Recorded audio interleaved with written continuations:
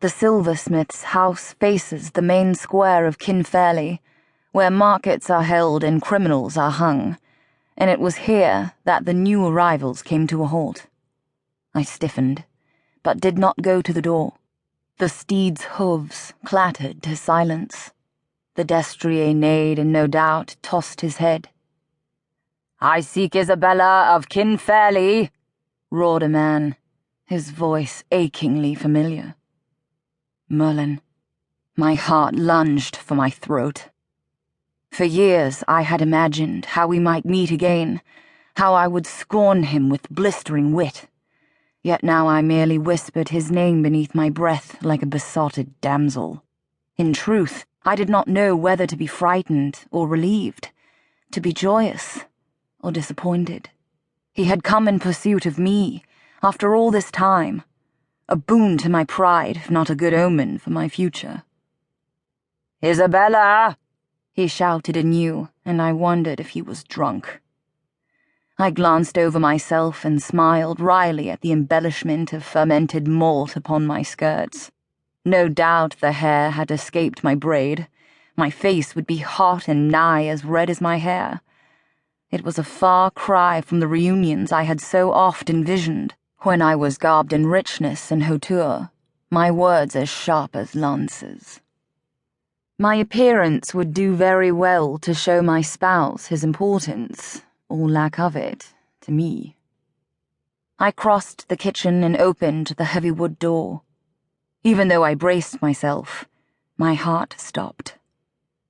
Merlyn was just as imposing as before, his 2 young squires fighting to control their palfreys. He was garbed in the black and silver he favoured, the hues of his house, the hues that made him look more dangerous and dashing than even he was. I looked hastily at his companion. Stalwart Fitz was still with Merlyn, his face only slightly more lined than before. "Good morning to you, Merlyn," I said, feigning an indifference I hardly felt. "What brings you to Kinfairly?" He urged the steed closer, then dismounted, casting the reins aside. His smile was confident, roguish, and enough to set my very flesh to flame. His gaze swept over me, leaving a tingle in its wake, and I gripped the door lest I cast myself at him like a harlot.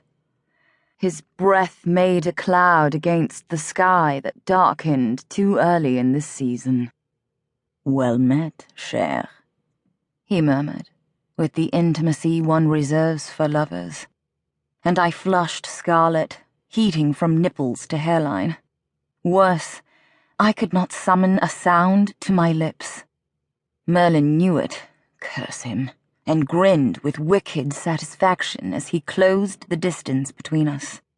I could not draw a breath.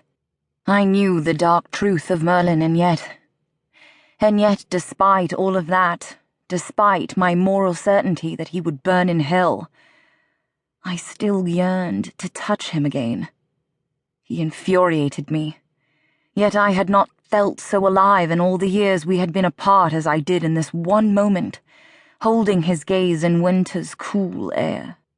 I had assured myself that my attraction to Merlyn had been born of my ignorance, but he approached with all his wretched surety, and the loss of my ignorance did not keep his allure at bay.